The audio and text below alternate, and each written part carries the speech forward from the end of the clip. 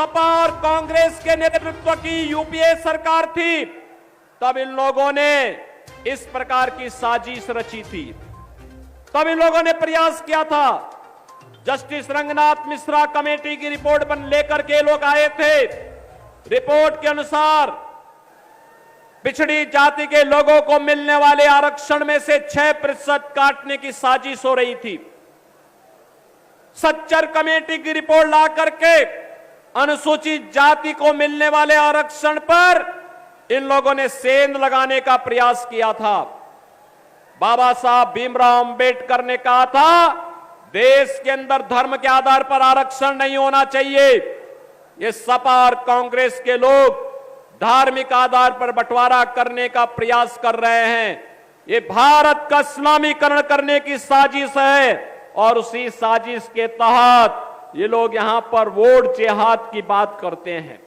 बहनों और भाइयों, वोट में जिहाद नहीं होता। दुनिया के सबसे बड़े लोकतंत्र की मजबूती के लिए हमें वोट करना होता है, जिससे हमारा लोकतंत्र और हमारा अधिकार सुरक्षित रहे। और हम उसी अधिकार के लिए आपके पास आए हैं, आपसे कहने के लिए यह अधिकार आपका है और आपको अपने अधिकार का सदुपयोग करके विकास के लिए, सुरक्षा के लिए, सम्मान के लिए और लोक आस्था को आगे बढ़ाने के लिए एक ऐसी सरकार चुननी चाहिए जो सरकार न केवल आपकी आने वाली पीढ़ी के भविष्य को भी उज्जवल कर सके। और वह कार्य मोदी जी के नेतृत्व में हो रहा है। आप सभी फर्रुखाबाद वासियों को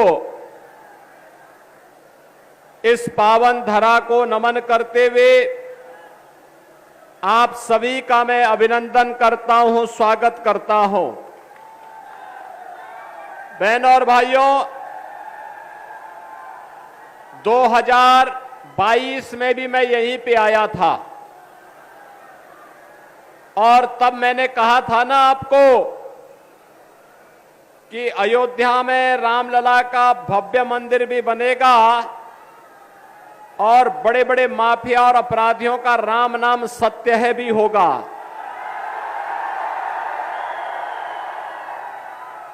और राम नाम सत्य है कि गूंज की आवाज इतनी तीव्र है कि अब अच्छे अच्छे लोगों को भी, जिन लोगों को जब अवसर मिला था तो गरीबों के हकों पर तो डकैती डाली ही, दिव्यांग जनों को भी उन्होंने नहीं छोड़ा और उनको अब जिहाद की बात आने लग गई है। बहनों और भाइयों, भारत की धरती राम और कृष्ण की धरती है। भारत की धरती जिहाद की धरती नहीं है। और इसीलिए आज मैं आपसे आह्वान करने के लिए आया हूं, आपका आह्वान करने के लिए आया हूं। पूरे देश के अंदर जो इस समय लहर है, मैं अभी मध्य प्रदेश से महाकाल की धरती से आ रहा हूं। पूरे देश के अंदर 9 राज्यों में प्रचार के लिए भी तक गया और पूरे देश के अंदर आज जो लहर है, जो स्वर है, वह 2 ही प्रकार की गूंज रही है। एक पूरे देश के अंदर हर जवान पर है कि फिर एक बार मोदी सरकार, फिर एक बार मोदी सरकार।